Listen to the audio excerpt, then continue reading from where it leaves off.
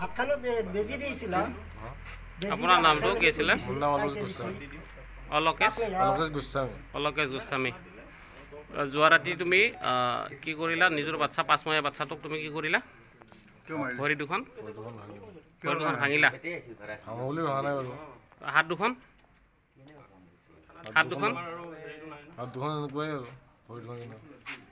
সেইটো ভৰিটো হাত দুখনো ভাঙি দিলা, হয়নে? হয়নে নহয়? হয়। গতিকে এই কামটো তুমি কৰিব লগা কিহৰ কাৰণে হ'ল?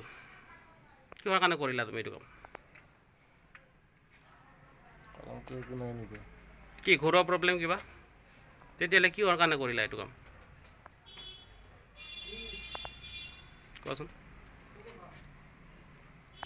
পাখণ্ডৰ দৰে তে জন্ম দিবই নালাগিছিল যদি তুমি যদি বাচ্চাটোক যদি সেইটো যদি আলানি কৰাই যদি এনেকুৱা অৱস্থা কৰাই যদি। হা তুমি বিয়া কৰবা কৰাইছিলা? হা গণেশনগৰৰ পৰা পলাই আনিছিলা? ঘৰত তোমালোকে আছিলা নে ভাড়াত আছিলা? মানে যিমান দিন বিয়া হ'ল তেতিয়াৰ পৰা ভাড়াতে আছা? অঁ কি কৰা তুমি? গুডিয়াৰ মোবিলত। আৰু ৱাইফাই কি কৰে? কোনো কৰে।